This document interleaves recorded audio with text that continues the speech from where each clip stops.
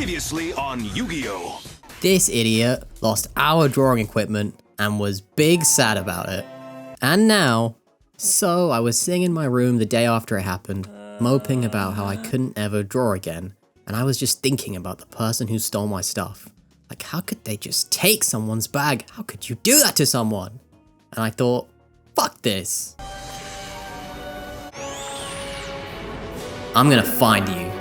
Like I said in my other video, the police weren't really helpful, and it would take them weeks to actually do anything. So it was up to me. I was the only person who could track this fucker down. But how could I do that? I had no info and no way to get any footage. Well, while I was calling my bank's fraud team, the guy on the line was going through my transactions and said, this one to Joey Meggie for £15. Is that you? I said, no, this was a thief. I think he tried to use my card to transfer money to give himself money. This must be his name or something. But the fraud guy was like, nah, I just looked it up. This is a butcher's shop in London. And I was like, what? So I Googled it and there it was. A 10-minute drive from the bar where my stuff got stolen at. And just then it all made sense. What do you do if you steal someone's credit card? You test if it works at a random shop with a small purchase and then go big. That means the thief went to this butcher shop right after taking my stuff. I had my first lead. I had to go there and see if they caught him on video. I set out the next day. All I had with me was a backpack containing 2 water bottles, an entire tissue box, and a metal bar in case I somehow saw the thief again and had to fuck him up. I was pretty sleep deprived from staying up all night cancelling every possible card I have. I took the train there, and when I got there I realised something. This place is a shithole. Like, I didn't grow up in the best area in the world, but my god, this place was not nice. I was like, yeah, crime definitely happens here. So I went into the shop, told the guys there that someone stole my stuff and then came here. Took a few tries because these guys were like Armenian, so not a lot of English going around here. But eventually they understood. One guy was even like, London is not safe anymore, brother. Have you seen TikTok? And I thought, you have that too. In the end, they agreed to help and said I had to come back tomorrow to see the boss, as he was the only one who could give me the footage. I went back to the butcher shop, ready to meet the boss.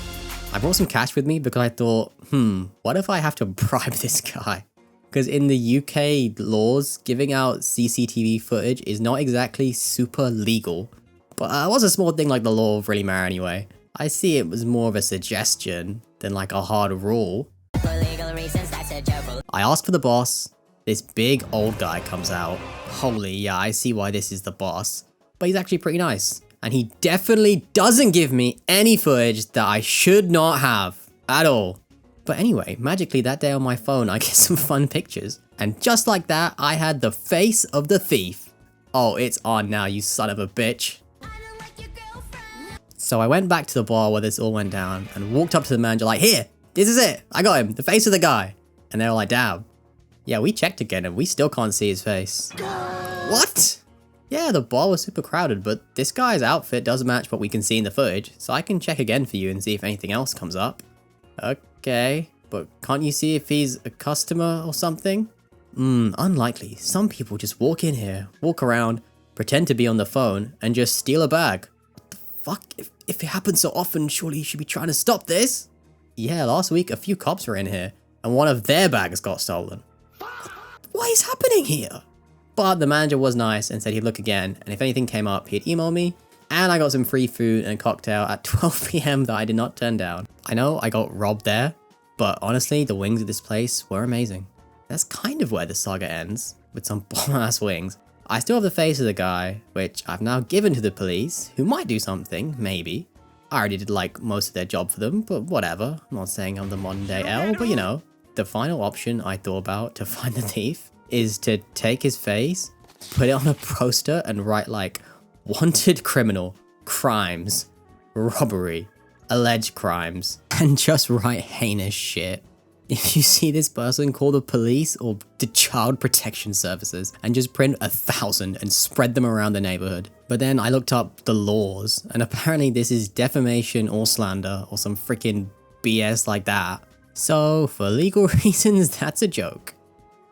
You may be thinking, oh Suki, how'd you draw this video out if you don't have a tablet? Well, cause this video is sponsored by Wacom. Yeah, I'm just kidding. Imagine though. Nah, I got some money back from insurance. That, plus my own money, plus not replacing my MacBook meant I had enough to buy a nice new drawing tablet. So in the end, I'm back better than ever. See ya.